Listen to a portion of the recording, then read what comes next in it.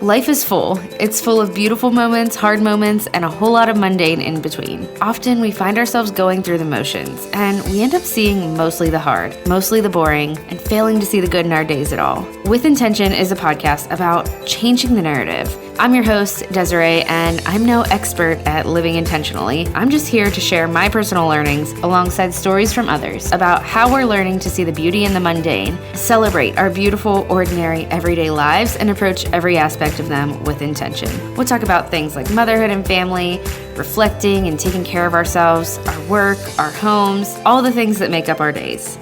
My hope is that you'll leave our conversations reminded that our beautiful, hard, ordinary, mundane days, this messy life, it's full of good and it's full of purpose and it's meant to be lived well with the utmost intention. I'm so glad you're here. Let's get to today's episode. Welcome back to With Intention. I'm your host, Desiree, and I am so glad you're here.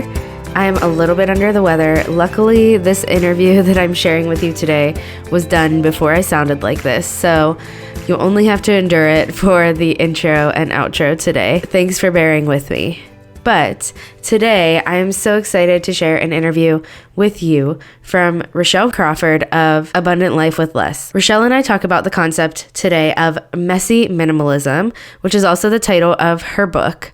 And Messy Minimalism, if you're not a messy person, I don't want you to think this won't relate to you, because the concept of messy minimalism is really all about just letting go of perfectionism in your journey to living with less. And of course, defining what it looks like for you. After this interview, I sort of felt empowered to reclaim minimalism for myself. I talk about this in the interview, but I will admit that over the past year or so, I have just liked the word minimalism less and less because of all of the perfectionism that it kind of brought up in my mind and all of the standards that I personally knew that I could not meet and didn't want to meet anymore. But talking to Rochelle and hearing her approach to minimalism really empowered me to kind of embrace the word minimalism again. So I will say, unfortunately, I want to let you know that this interview did get cut off at the end.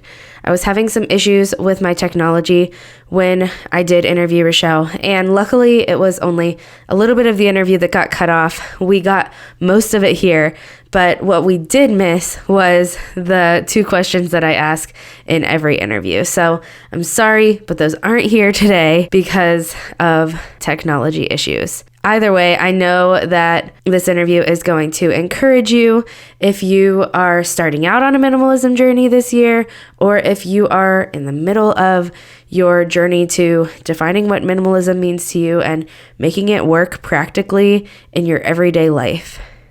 Before we get to the interview, I just wanted to quickly let you know that I just opened up the doors to my podcasting course.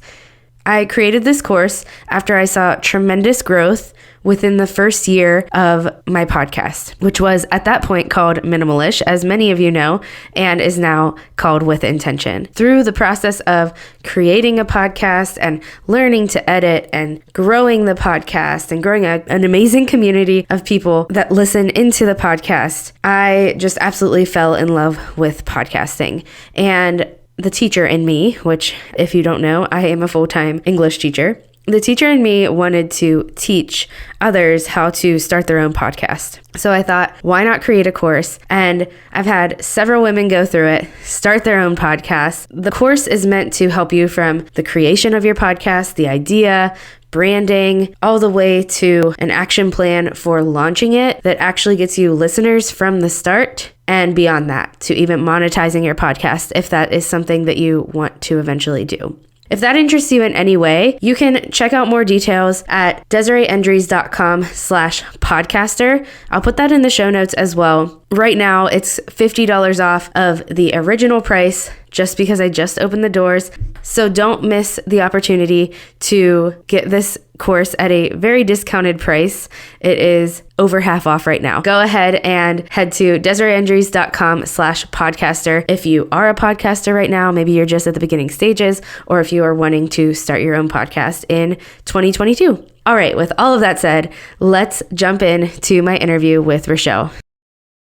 Well, I am so excited to have Rochelle today on the podcast from Abundant Life with Less. That's your blog name and where people can find you on Instagram. And you just put out a new book called Messy Minimalism. We will talk all about that. But before we get started, could you tell us a little bit about who you are and what you do? Yep. So I am a mother of three. My kids are aged 11, 9, and 6. I've been writing at Abundant Life with Less for about almost 5 years now. I'm also a nurse. I was a labor and delivery nurse for 11 years, which I loved. And then I decided to stay home full time with our kiddos. And now I went back to work as a part-time school nurse at their school, which has been a ton of fun and totally crazy considering the times. But yeah, so that's a little bit about me. I knew that you were a school nurse, but I didn't know before that you were a labor and delivery nurse for so long. So that's awesome. So I want to know, like I said, you just came out with your book, Messy Minimalism, which is so exciting. And I think that this is kind of the perfect time of year. It's always a good time of year to talk about minimalism, but as we're kind of ending a year and starting a new one, a lot of people are thinking, maybe they want to declutter their home in the next year.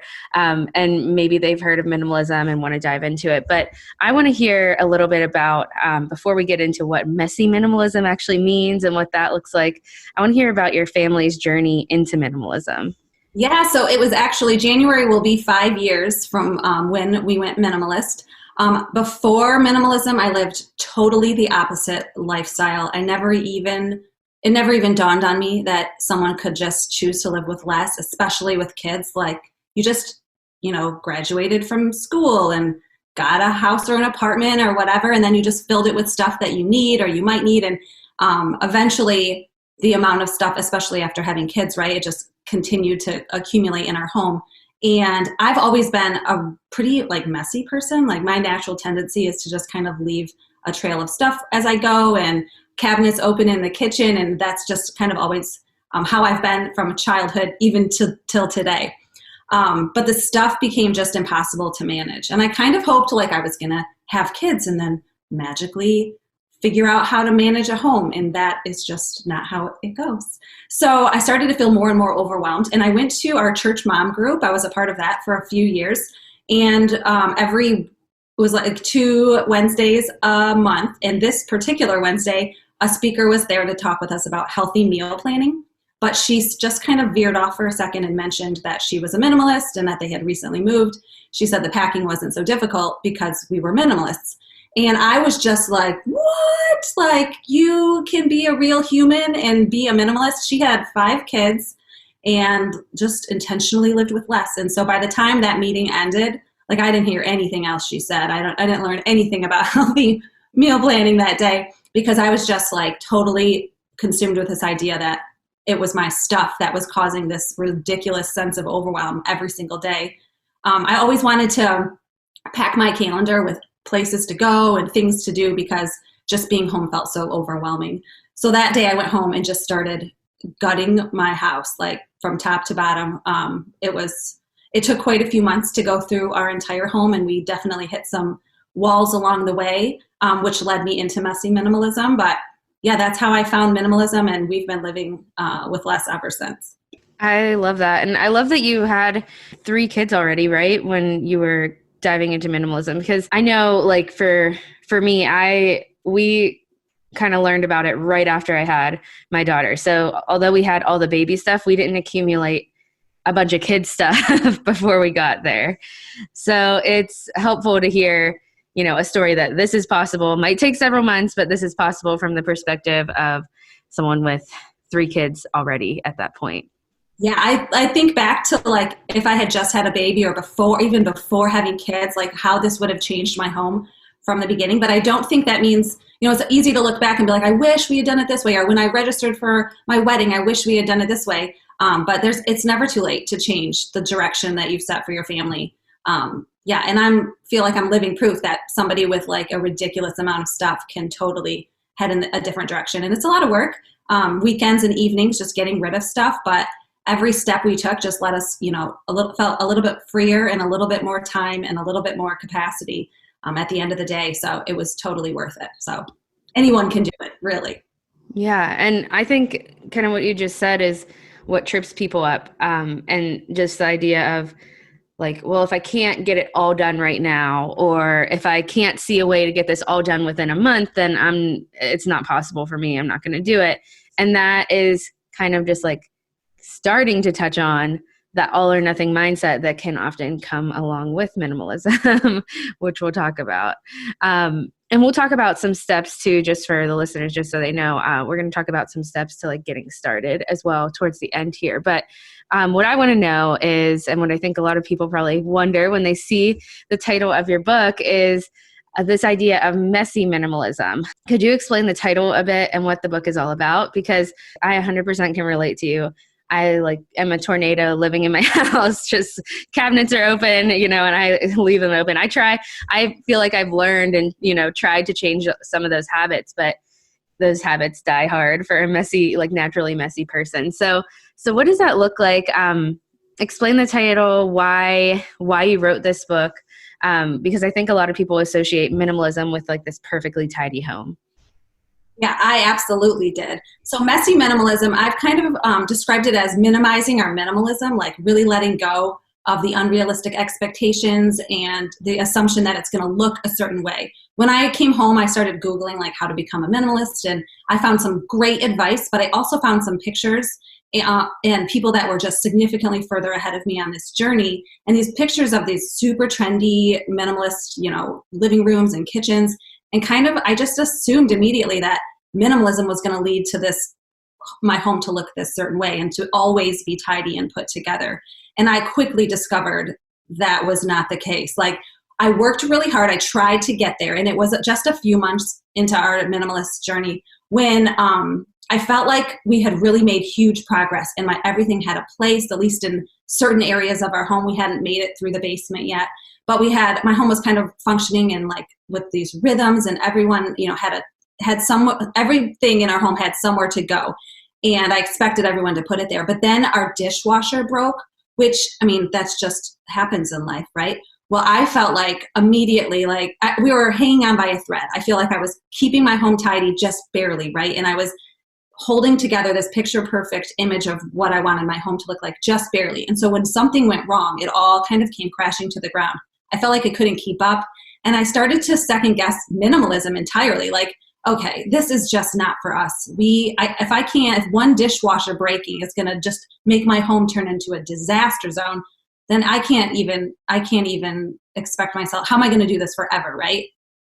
So I just paused. We stopped decluttering, and I started to reevaluate how we were doing this and my own expectations. And what came about was just messy minimalism, embracing the messier seasons of life, and knowing that I'm working to live with less, but I also have 3 kids, and life happens, and there's busier seasons that keep me from being able to declutter, or it might increase the amount of stuff in our home based on the hobbies that my kids are in or what my husband's into. And that's okay. The point of minimalism is to create a home that serves your unique family, and it's going to look unique. And I think a lot of my wanting to make it look perfect was because I had told people I was a minimalist. And if they came to my home, I wanted them to be like, oh my word, this is such a minimalist home. And who cares? That's definitely not the point of minimalism. I simply just took the stress from too much stuff and then became hyper-focused on making it look the part. And it was the same distraction, almost even more so, and it wasn't what I was after. And so we just kind of broke down what I was pursuing and rebuilt it on just a foundation of grace and knowing it doesn't have to look a certain part. It just has to be unique to you. Yeah, that is so important, because I think, with that all or nothing mindset that comes along with minimalism, of just, it has to look a certain way, and, it has to look like these images we see online, it feels unattainable and it's easy to just quit. I know I came to a point where I was like, maybe this isn't for me, kind of just like what you said early on. And then after doing the podcast for a while, even and we moved, and, just in this past season where I changed to having a full-time job again, I was like, is this even for me? But I realized that this is what minimalism looks like for me. It's not your typical minimalism. It's not a perfectly, I guess, a typical minimalism is like what you see online, which nobody's actually living with. For many of us, it doesn't actually look like that. Like behind the lens of the camera, there's some kind of thing out of place. There's dishes in the sink. And it's exhausting, especially if you have kids, to try to keep up with that like hamster wheel of let's make everything look perfect all the time. It's like, why? They're just messing it up as we go. I hope you're enjoying today's episode, but I want to take a quick break to thank the sponsors that are making this episode of With Intention possible. I hope you're still feeling that fresh start of a new year, because all parts of our lives deserve a refresh. And maybe for you, that includes your work life. If your current position at work includes hiring in any way in your job description, you need to hear more about Indeed, because Indeed is the hiring partner where you can attract, interview, and hire all in one place. Indeed is the only job site where you're guaranteed to find quality applicants that meet your must-have requirements, or else you don't pay. Instead of spending hours on multiple job sites hoping to find candidates with the right skills, you need one powerful hiring partner that can help you do it all. Find great talent through time-saving tools like Indeed Instant Match, assessments, and virtual interviews. With Instant Match, as soon as you sponsor a post, you get a short list of quality candidates with resumes on Indeed that match your job description, and you can invite them to apply right away. Plus, you only pay for quality applications that meet your must-have requirements. One of the things that I love about Indeed is it makes hiring all in one place so easy, and it saves you time because it's easy to sift through candidates and hire great talent. Another way that Indeed saves you time is with virtual interviews. You don't have to install anything extra on your computer for these interviews. They work right from your browser. Start hiring right now with a $75 sponsored job credit to upgrade your job post at Indeed.com/intention. Offer valid through March 31st. Go to Indeed.com/intention to claim your $75 credit before March 31st. Indeed.com/intention. Terms and conditions apply. Need to hire? You need Indeed. All right, friend, let's get back to today's episode. I think that it's important if we find ourselves facing this like perfectionist mindset, and that we're trying to make it look a certain way, is to ask why. Like I realized my reasoning was for afraid that someone was going to come over to my home and second guess my minimalism. And I thought that having everything put together would like safeguard me from ever feeling overwhelmed by motherhood or my home. I thought was the answer. And I think understanding why we feel like we need to get it perfect will help us, like really just tear those lies down and just know that we're after this for a bigger payout, right? Like minimalism, while my dining room will look like a total disaster craft supply zone after my daughter's done with it, minimalism for me is making better purchasing decisions and not, why am I accumulating so much? Am I trying to keep up? Is my self-worth linked to the types of clothes I have?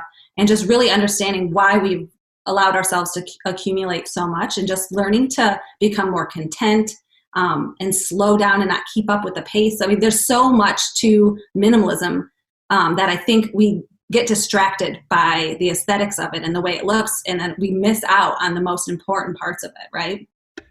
Yeah, exactly. I love that you pointed that out, that it's just not like we associate it often with a tidy home, because that, for a lot of us, a tidier home would feel less overwhelming, but that's not the only thing that minimalism is. And to get to a place where, maybe there's little messes here and there, but it can be, it can be picked up. It won't take hours out of our day, right? To get to that point, it's a mindset shift of, like you said, working on not associating our worth with our stuff. How far into your journey were you when you came to this point where like that perfectionist mindset no longer had a hold on you? I know you talked about that point with the dishwasher, but I don't know, how did you get there, and how long would you say it took you to find this form of minimalism that worked for you? I would say a few months. By the time we went through our entire home, it took a full year to do all of that work. And then I started to see how this home was serving our family rather than us trying to, live in service to, whether that was minimalism and making it perfect or just stuff that we were trying to hold on to for no good reason. So I'd say a good year, but honestly, perfectionism isn't something that you can just say, okay, click, and I now live a messy minimalist lifestyle, and that's never going to rear its head again. It still pops up. Like even today, I'll feel overwhelmed. I'll feel like I want it to look a certain way. And then that picture perfect home will make me feel calm if I'm stressed by, launching a book or running errands or getting ready for the holidays or whatever's going on. So I think it's something we have to shift in our mind and recognize. I feel like when we recognize perfectionism is rearing its head, then we can kind of shut it down. But I can't say that I will never, ever again feel like perfectionism is a problem in my home, like in that way. But it's just knowing what's going on, and knowing that I think if you start your minimalist journey with a messy minimalist mindset, it's a whole lot easier than when you start it thinking it's going to, lead to a perfect home. So I think just creating your minimalism on a foundation of grace is step number one to knowing, okay, it's not going to look a certain way, and that's okay. Yes, I'm so excited about your book for that reason. Like, I love reading it myself. A few years into minimalism, I don't even know how long because I haven't thought about it in a while. I guess my daughter's 4 now, so almost 4 years. But someone who's just starting out with minimalism, a lot of the stories and messages that we hear in the beginning are just like about the fact that your home will overwhelm you less, or your stuff is what's overwhelming you. And for some reason, I'm not saying that those messages are from those people trying to say like your home has to look perfect to be a minimalist, but rather with the images we see when we search it, plus those messages, that's what we end up wrapping it in our head to feel like what we're striving for. So I'm so excited that your book is out there and it can help, people get started with that mindset that this isn't about being perfect. So your book, just like I just wanted to throw out some of the like chapter titles or things that are covered in it, because I think a lot of them get to the heart of minimalism, like being a more conscious consumer, stopping chasing perfectionism, like we were just talking about, how to pass it on to your family, which I think is something that so many people, struggle with. It was just, I want this, but does my family? So this is just such a perfect book for anyone getting started. But I want to dive into a little bit, just because we are at that kind of good turning point, right? End of the year, start of a new one. How would you suggest someone get started, like in this mindset even of messy minimalism, but what are just some steps for someone to get started with their own imperfect but effective version of minimalism? Yeah, I think there are definitely some practical steps that we can take to get started. But one thing I talk about in the book is that when I help people declutter, or when I have conversations, people are like, "Oh, it's so difficult. I want to be a minimalist. I'm an aspiring minimalist. I hope to someday become a minimalist," as if their home has to be fully decluttered before they call themselves minimalist. And I thought that my becoming a minimalist and having it stick immediately had to do with like this big aha moment I had, listening to that woman. It was like click, it all came together. And then that aha moment propelled me through, years of decluttering and living with less. And I was reading Atomic Habits a few years ago. Have you read Atomic Habits by James Clear? I have read like most of it. I didn't finish it. Okay. That's horrible, but I need to read. My goal this coming year, is to read this book again. I loved it. But one thing he talked about was the difference between identity-based habits and goal-based habits. And goal-based habits are like, I want to declutter my kitchen counters so I have clear counters. Like that's a goal, and the steps you take to get there are the habits, that will get you there. Same thing with like getting out of debt or, losing 20 pounds or whatever. But identity-based habits are habits we form based on a shift in our identity. And I went reading his description of these different types of habits. I just realized that day that I went minimalist, it wasn't because of my aha moment and like my why clicked. It was because I had shifted my identity. I realized in that moment, like the reason there is this disconnect in my life, the reason I feel so overwhelmed is the way I've been living and the way I am created to live were not in line. I am a clutter-free person. I am a messy person because I need less stuff to manage. having fewer things will allow me to be a little tidier, a little bit, not always, but a little bit more organized. And when it became a part of my identity that very day. Like I called my husband, we're minimalists now. I called my family that week and like, we are decluttering our whole home. We are minimalists. And, definitely people were like, are you insane?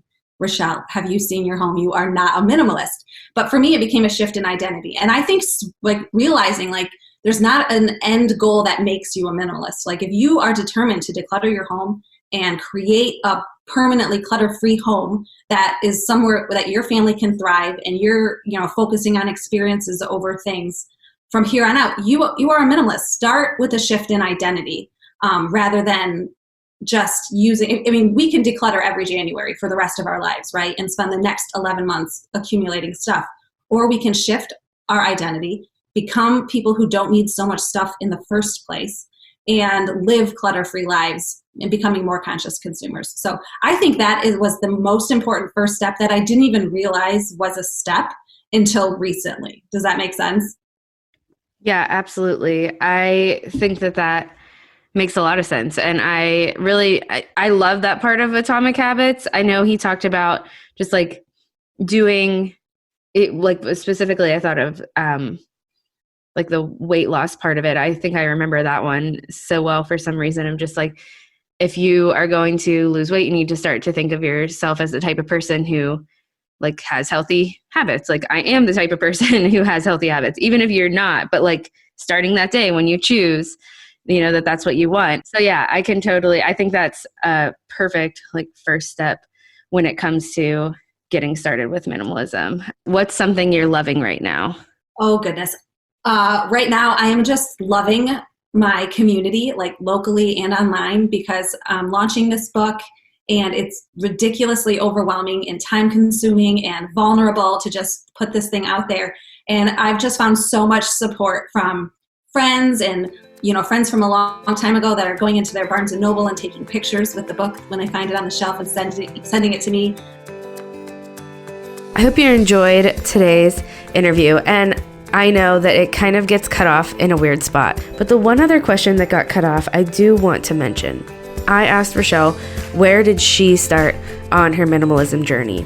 And she said practically she usually tells people to start in a place that's going to be impactful for them, but not super overwhelming for them. And I 100% agree with that. That's always my suggestion as well. So I did want to tell you that Rochelle said she started with her closet. It was something that was impactful for her. And I think for some people, the closet can be overwhelming, but for her, it wasn't overwhelming enough to make her want to quit right away.